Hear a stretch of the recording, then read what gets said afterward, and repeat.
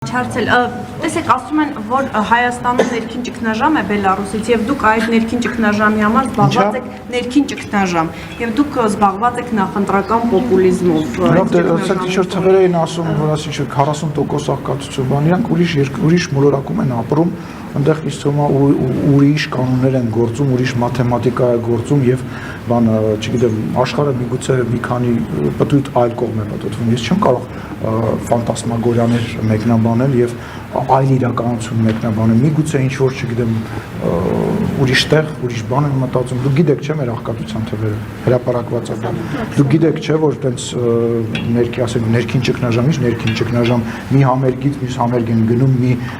մարդուն դիմավորելուց մյուս մարդու դիմավորել են գնում, մի պետության հետ մյուս պետության հետ փաստաթուղթ ստորագրել են գրում, ել չեմ ասում, հա? Այդ իրեք որ է, Նորի ջան, այդ ավել երկիր չկա հիմա 46 երկիր եկել է հիմա մնացած երկիրներն էլ կգան միանշանակ վստահ եղի, բայց ասենք երբ ասես բան եղի, իսկ մեզ քննադատող երկրի կարծում եմ ղեկավարը պետքա իր երկրի մասին նախ եւ առաջ մտածի, իր երկրի ներքին կայունության մասին մտածի, խոսքի ազատության մասին մտածի, քաղաքական անկախության մասին մտածի ու շատ չգիտեմ, կարտոֆիլի աճման